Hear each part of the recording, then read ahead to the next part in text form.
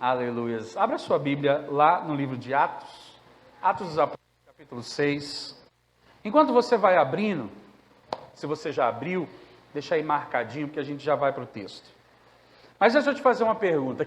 Quem aqui quer crescer na vida? Amém, amém, querido. Glória a Deus. Então deixa eu te dar uma notícia. Quem quer crescer na vida precisa aprender a lidar com problemas. Querido, tem muita gente que quer crescer na vida, mas quando encontra os obstáculos que são naturais de todo crescimento, ele aborta esse crescimento.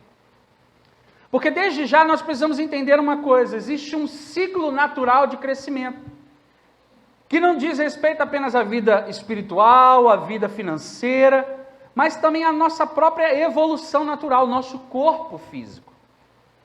Existe um ciclo natural que basicamente ele começa assim: você cresce, e à medida que você cresce, um problema é gerado, uma dor, um sofrimento, um obstáculo. E essa dor, ela vai gerar também a necessidade, o desconforto dessa dor, desse obstáculo, desse problema que você está passando. Vai gerar uma atitude sua para solucionar aquela dor. E uma vez que você se mexe, uma vez que você se move para solucionar aquela dor, você cresce também. Só que agora você cresce com maturidade por ter passado por aquela circunstância, por aquele problema, por aquela dor. E agora você cresce, mas não apenas cresce, mas cresce de forma madura. E aí os problemas, à medida que a gente cresce e vai enfrentando os problemas, a nossa tendência é diminuir as dores. Tá? A tendência é que, crescendo com maturidade, nós vamos diminuindo as dores e os sofrimentos do processo, como Márcia disse aqui, logo no começo do culto.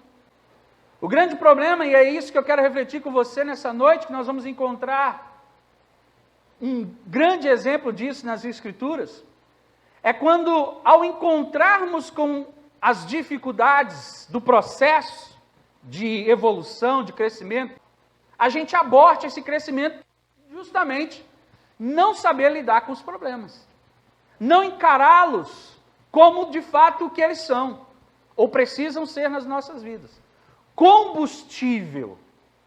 Problema é combustível para te mover, para me mover, para que nós venhamos a buscar mais crescimento. Esse ciclo natural, e por que eu digo que é natural? Porque ele é observado, inclusive, na nossa vida natural, na nossa evolução natural. À medida que o nosso corpo cresce, ele vai causando dor. A gente, muitas vezes, não sente tanto a dor, ainda que, né, eu estava pesquisando um assunto, e é interessante isso, porque o corpo está crescendo, os ossos estão crescendo, é normal ter dores nas pernas, né?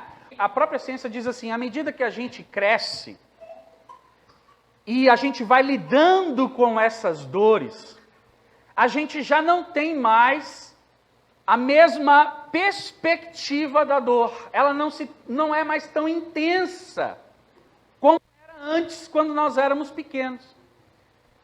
E você já parou para perceber, quando você leva uma criança para tomar uma injeção, uma vacina, né?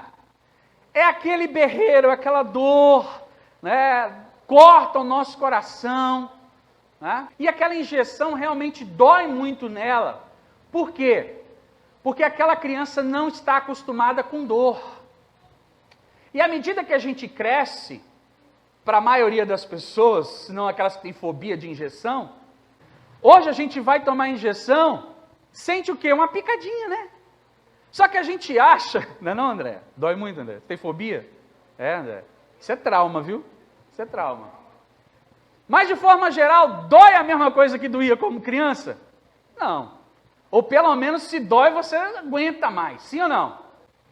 Porque à medida que a gente cresce, nós estamos acostumados com dor. E o nosso próprio corpo, ele já não assimila a dor da mesma forma. Ele, por estar acostumado com a dor, ele aguenta a pancada mais forte. A nossa própria biologia, a nossa própria genética, ela foi ensinada, ela foi criada para evoluir, inclusive com os problemas, para crescer mesmo com os sofrimentos, com as dores. Se você entende e quer crescer na sua vida, em todos os níveis e áreas da sua vida, você precisa entender que você vai ter que aprender a lidar com problemas. Não tem como crescer. Escute o que eu vou te dizer. Se você não quer lidar com problemas, então se prepare para viver uma vida medíocre para sempre. Nós vamos encontrar, querido, vários exemplos nas Escrituras, tanto de homens quanto de mulheres, que nós poderíamos citar de pessoas que evoluíram muito mais, cresceram muito mais, lidando com problemas, encarando as dificuldades em todos os âmbitos da sua vida, do que, na verdade, quando elas estavam no momento daquela maresia, daquela tranquilidade, daquela paz aparente. Veja o exemplo que nós vamos ler aqui no capítulo 6 de Atos. Diz assim, a partir do verso 1. Ora, naqueles dias, crescendo o número dos discípulos, houve uma murmuração dos gregos contra os hebreus, porque suas viúvas eram desprezadas no ministério cotidiano. E os 12, convocando a multidão dos discípulos, disseram: não é razoável que nós deixemos a palavra de Deus e servimos as mesas. Escolhei, pois, irmãos, dentre vós, 7 homens de boa reputação, cheios do Espírito Santo e de sabedoria, aos quais constituamos sobre este importante negócio. Mas nós perseveraremos na oração e no ministério da palavra. E este parecer contentou a toda a multidão, e elegeram Estevão, homem cheio de fé do Espírito Santo, e Filipe, a Prócoro, a Nicanor, a Timão, a Parmenas, a Nicolau, prosélito de Antioquia. E os apresentaram ante os apóstolos, e esses, orando, lhe impuseram as mãos. E crescia a palavra de Deus, e em Jerusalém se multiplicava muito o número dos discípulos, e grande parte dos sacerdotes obedecia à fé. Amém? Lá em Atos, no capítulo 2, se você ler em casa, você vai ver que houve um derramar do Espírito Santo sobre um grupo de irmãos que estavam reunidos numa sala, e o Espírito Santo desceu ali, batizou eles falaram em línguas, foi aquele rebuliço, aquela coisa gloriosa, linda, maravilhosa. E ali foram questionar Pedro e perguntar a Pedro, perguntaram aos discípulos o que era aquilo, e Pedro, ele toma a frente e começa justamente a dizer: olha, o que vocês estão assistindo aqui, o que vocês estão vendo aqui, é aquilo que foi profetizado por Joel, que o Espírito do Senhor, o Espírito Santo de Deus batizaria os homens, e eles falariam, e eles teriam visões, e é isso que vocês estão vendo. E eles começam a anunciar Jesus, aquele que morreu, aquele que havia ressuscitado, né, que vivia. E ali naquele discurso de Pedro, pós o batismo no Espírito Santo de Pentecostes, 3.000 almas se convertem. E ali a igreja começa a crescer, Pedro, certa vez, vai com João até o templo. Ali tem um homem de 40 anos, e desde que nasceu, ele está ali, sem andar, um coxo, um aleijado, de 40 anos de idade, preso ali, pedindo esmola. E eles chegam, obviamente, como sempre, Pedro e João entrando, ele diz: olha, você pode me ajudar, me dar alguma esmola? E Pedro diz, olha, dinheiro eu não tenho ouro, não tenho prata, mas o que eu tenho eu te dou, levanta e anda. Aquele homem levanta. Aquele homem, querido, passou grande parte da sua vida sentado naquela porta. Mas quando aquele homem anda e entra para o templo, e as pessoas veem ele andando, imediatamente elas começam a te perguntar, olha, o que aconteceu? O que aconteceu? E ele diz, olha, Pedro, João, oraram, eu levantei, eu estou aqui, foi todo aquele rebuliço. Os fariseus, os religiosos daquela época, obviamente que ficaram com inveja, né? Trouxeram Pedro e João e os discípulos para o interrogatório, começaram a questionar eles, houve toda uma perseguição. Veja o ciclo do problema. Lembra, a igreja cresceu, 3.000 almas. O que aconteceu? Veio perseguição, problema, dor, veio o ciclo, certo? Nesse momento, eles dizem para Pedro e para João, olha, vocês parem de pregar Jesus. Parem de pregar Jesus, que a gente não quer que vocês preguem mais Jesus aqui. Pedro vem e diz, importa mais eu obedecer ao Senhor do que a vocês, ele continua pregando. Nesse segundo discurso de Pedro, 5.000 almas se convertem, aceitam a Jesus. Agora nós temos os 120 que estavam lá no cenáculo e foram batizados com o Espírito Santo, certo? Agora nós temos 3.120, agora nós temos mais 5.000, nós temos mais de 8.000 almas convertidas e uma perseguição inicia. Cresce, vem perseguição, dor, sofrimento, vem batalha. Cresce mais um pouco, vem perseguição, dor, sofrimento, vem batalha. Né? E Pedro entendendo, e os discípulos entendendo, não, nós não vamos parar, que a dor nos motive. Chegou a eles serem espancados, e mesmo assim eles diziam, nos é uma alegria ser confrontado, perseguido, nós vamos continuar falando, porque nós vamos anunciar Jesus. Vinha crescimento, vinha dor, vinha crescimento, vinha dor, e eles não paravam. Cada dor, cada perseguição, cada vez que eles eram confrontados, ameaçados, eu estava procurando essa palavra, cada vez que eles eram ameaçados, eles continuavam fazendo aquilo que Deus tinha chamado eles, levantado eles para fazer, e a igreja sempre crescendo, e a Bíblia diz que todos os dias pessoas eram acrescentadas. Agora, querido, aquela perseguição faz com que as pessoas, elas se juntem, e elas passem a viver de forma cotidiana, repartindo tudo. Para pensar comigo. Agora são mais de 8.000 pessoas vivendo juntas, na sua grande maioria. É claro que aquele monte de gente dividindo tudo, mais cedo ou mais tarde ia dar o quê? Problema. E não foi outra. No capítulo 6 que nós vemos já, aqui que nós acabamos de ler, ele já começa dizendo justamente isso. Ele diz aqui, querido, presta atenção no verso 1.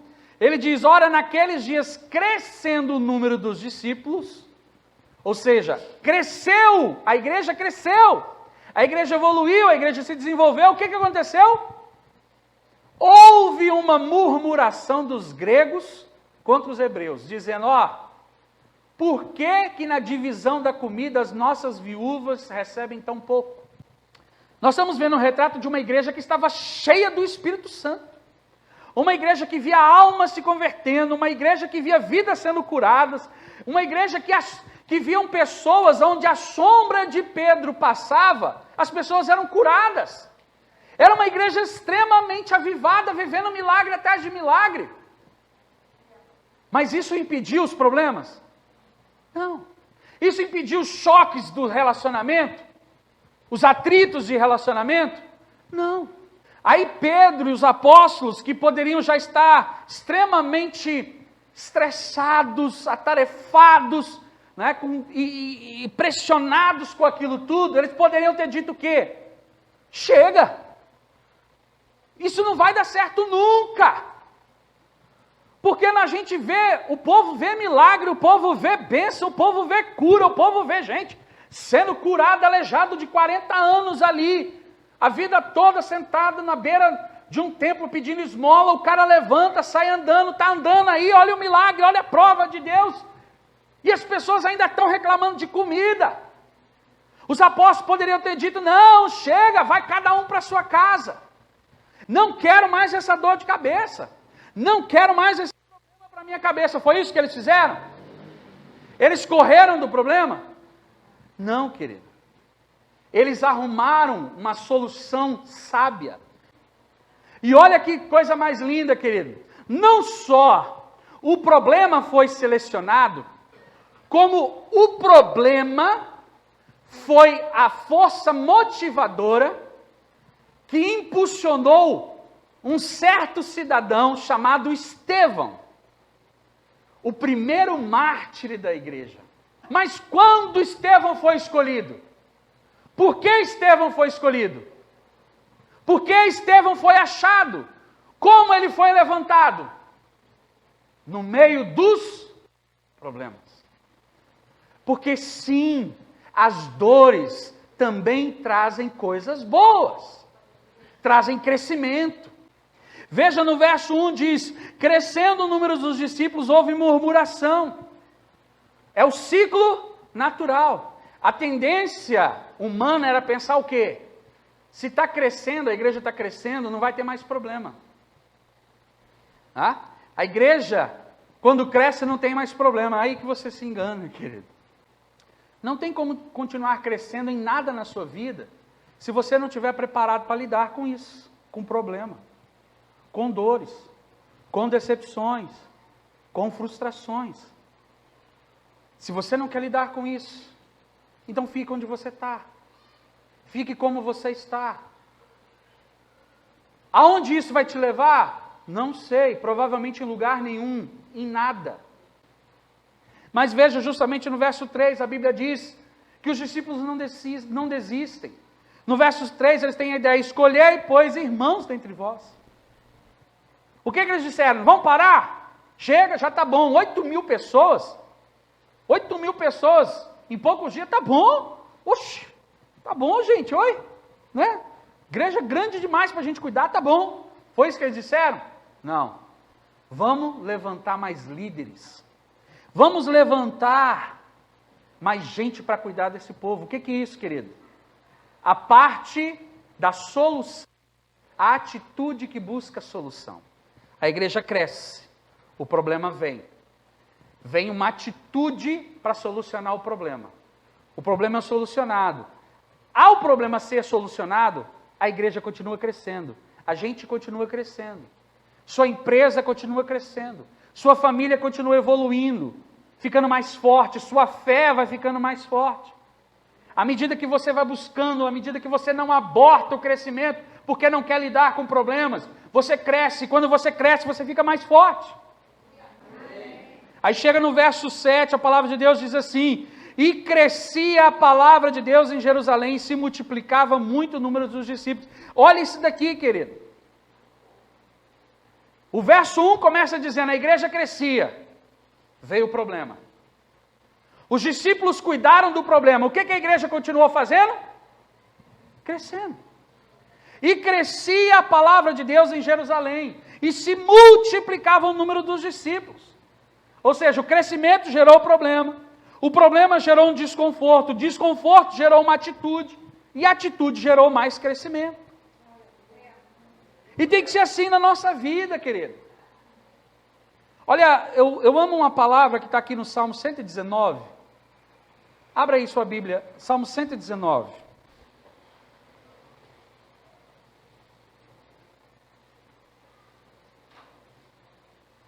Amém? Foi-me bom ter sido afligido, para que aprendesse os teus estatutos. Querido, esse versículo me confrontou. E o salmista está dizendo, foi-me bom ter sido afligido. Ele reconhece que a sua aflição gerou nele a necessidade de buscar a Deus. Ele disse, foi-me bom ter sido afligido para que aprendesse os teus estatutos. Ele está dizendo o seguinte, Senhor, eu passei pelas dores, eu passo pelas aflições, e eu reconheço que isso é bom. Por que é bom? Porque isso me impulsionou a te conhecer mais. Isso me impulsionou a buscar a tua palavra. Mas talvez a gente não tenha gostado de passar pelas lutas porque a gente não tem olhado pela ótica certa. De que elas não são e precisam ser combustível. Porque elas são permissões de Deus para a nossa vida. Para que a gente não pare de crescer. Eu quero que você entenda, são essas dores, esse lidar com os problemas que geram a busca e o amadurecimento, e não tem como crescer sem dor. Não tem como crescer no casamento. Não tem como crescer no negócio. Porque a gente só não pode desistir. A gente só não pode parar, a gente tem que continuar trabalhando, a gente tem que continuar evoluindo. A gente não pode parar, querido, seja em qualquer âmbito, emocional. Eu me lembro, há poucos anos atrás, que eu lidava com as minhas emoções de uma forma. Hoje tenho muito mais paciência, procuro ser muito mais longânimo, tenho muito para melhorar, mas já não sou mais o que eu era. Estou sempre lidando com as minhas emoções, estou sempre lidando com o meu temperamento, justamente para não aceitar. Tem gente que bate o pé no chão, eu nasci assim, vou morrer assim, então vá para o inferno assim. Porque provavelmente esse temperamento pecaminoso seu, explosivo seu, rancoroso seu, vai te levar para o inferno. Porque você não sabe guardar, você não sabe liberar perdão, você só sabe ser rancoroso, você só sabe ser da forma que você é, explosivo, você só sabe ser assim, você nasceu assim. Você bate o pé e você não evolui. Encare sua personalidade, olhe para o espelho e diga, você vai mudar. Quem está entendendo isso aqui hoje, querido? Amém. As dores causadas pelo sofrimento, elas muitas vezes nos geram medo, nos geram frustrações, nos geram decepções, querido. E o grande problema disso é quando essas decepções, por um relacionamento ferido, as frustrações por aquilo que nós queríamos que fosse, que desse certo e não deram, geram em nós um trauma, e esse trauma nos freie. Esse trauma nos faça parar e começar a levar uma vida medíocre, uma vida rasa, especialmente no que diz respeito a relacionamento. Ah, mas o outro me decepcionou, então eu não vou ter mais relacionamento com as pessoas, não vão confiar nas pessoas. Não, querido, entenda uma coisa. Entenda isso. Eu entendi isso há algum tempo atrás, isso mudou a minha vida. Maturidade, a verdadeira maturidade, é você ser capaz de amar e de agir com pessoas sem esperar nada em troca delas. Simplesmente fazendo por aquilo que você é e não por aquilo que elas podem dar para você. Por que Deus é amor? Por que Deus é amor? Porque não importa o quanto alguém erre contra ele, ele só pode amar aquela pessoa. Ele não pode odiá-la. Ele só pode amar aquela pessoa. Não importa o quanto ela errou. Por quê?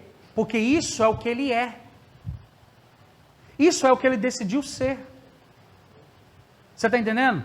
Ele não te ama, ele nunca te amou esperando nada de você. Ele não te amou esperando que você desse em troca alguma coisa. Não. Ele te amou, ele vai te chamar, ele amou o mundo, porque isso é o que ele é. Esse é o ser de Deus, ele é amor, então ele vai ser sempre amor. E ele vai sempre agir com amor. Como eu que quero ser um filho de Deus?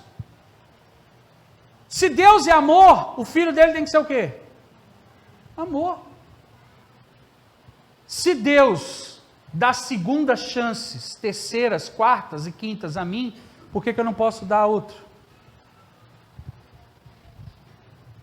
Está entendendo, querido? Porque isso é o que eu preciso ser. Porque eu tenho que ser um filho de Deus. Se Deus é amor, eu tenho que ser amor. Eu tenho que ser isso. Se elas vão devolver, presta atenção, se elas vão devolver isso, se o meu sentimento para com elas vai ser recíproco, elas vão devolver isso para mim também com amor ou não, isso não é um problema meu. Eu revelo o que eu sou e elas revelam o que elas são. Simples assim. E se me decepcionar, eu vou amar, porque isso é o que eu decidi ser. E se me frustrar, eu vou amar. E se me trair, eu vou amar, porque isso é uma decisão que eu decidi ter. Humanamente falando, eu posso chorar, eu posso sentir, eu posso ter o luto da decepção, mas em algum momento eu tenho que chegar e liberar o perdão e voltar a amar aquela pessoa. Porque isso é maturidade. Isso é maturidade, isso mudou a minha vida. Agora nós temos vivido um tempo, querido, de pessoas traumatizadas com relacionamento. Extremamente, isso é muito sério, as pessoas estão traumatizadas com relacionamento. Estou acabando já, querido. As pessoas não querem casar mais. As pessoas não querem mais relacionamento estreito, sabe, intimidade, não querem confiar. Eu fico orando, Deus, como é que vai ser que a gente vai fazer aquilo que Tiago mandou, confessar os pecados uns para os outros? Quando é que a gente vai chegar nesse nível?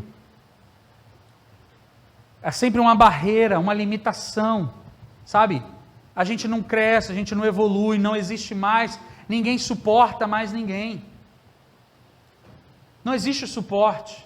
Errou comigo? Acabou. Acabou, procure o seu canto, eu procuro o meu. Viva a sua vida, eu vivo a minha. Como é que a gente vai aprender a se suportar assim? Se eu te machuquei, você procura outra igreja. Você não senta comigo. A gente não discute. A gente não vê os pontos. As pessoas não me dão nem a oportunidade de pedir perdão. Elas saem da igreja. E vice-versa. Porque quando eu tenho um problema com ovelha, alguma coisa assim, eu vou nessa pessoa, ligo, falo, converso com ela. E digo, ó, assim, assim, assado, vamos sentar, vamos resolver. De forma alguma que eu vou chegar para a pessoa e dizer bem assim, ela pode ter escandalizado o evangelho do jeito que for, querido. Vou quebrar o pau com você e você vai quebrar o pau comigo. Mas ninguém reda o pé daqui. Porque aí a gente vai crescer, eu vou olhar para a sua cara, você vai olhar para a minha, eu vou liberar perdão para você, você vai liberar perdão para mim, a gente vai se amar e a gente vai crescer. Vai correr. Ninguém corre. Fica. Vamos discutir, vamos ter DR, vamos ter reunião, vamos ter o que for preciso. Mas ninguém arreda o pé do propósito de onde Deus te levantou. É covarde quem corre. É medíocre quem corre. Quem corre não quer crescimento. Quem não quer diálogo, quem não quer sentar na mesa, quem não quer se afiar com o irmão, com o marido, com o filho. É mais fácil entregar o filho. Ah, eu não cuido mais, eu não seguro esse menino. Vá sentar com ele. Vá ter as discussões, vá ter os diálogos, vai ter as conversas, vai buscar psicólogo, vai buscar terapia, vai buscar tratamento, mas não tem esse negócio de vai, caça o seu rumo, vai embora, eu não quero mais você. Você pode dizer para o seu irmão assim nessa noite, o verdadeiro amor. Não crie expectativa em outras pessoas. Mas tem a missão de expressar aquilo que se é. Independente do que os outros sejam. Filipenses 4,13 diz assim: posso todas as coisas em Cristo que me fortalece. Posso todas as coisas em Cristo que me fortalece. Deixa eu te fazer uma última pergunta. Você já se perguntou por que haveria necessidade de Paulo usar a palavra Cristo que me fortalece, se crescer fosse algo fácil? A gente gosta de dizer isso, né? De citar esse versículo. Posso todas as coisas naquele que me fortalece. Se uma situação demanda força, é porque, obviamente, ela não é fácil. Se Cristo me fortalecendo me faz alcançar qualquer coisa, me faz crescer e alcançar qualquer coisa que Ele tenha para mim, significa que esse crescimento não é fácil. Então diga para a pessoa que está do seu lado assim: crescer dói. Crescer não é fácil. Mas vale a pena. Vamos ficar de pé? Vamos orar? Aleluia.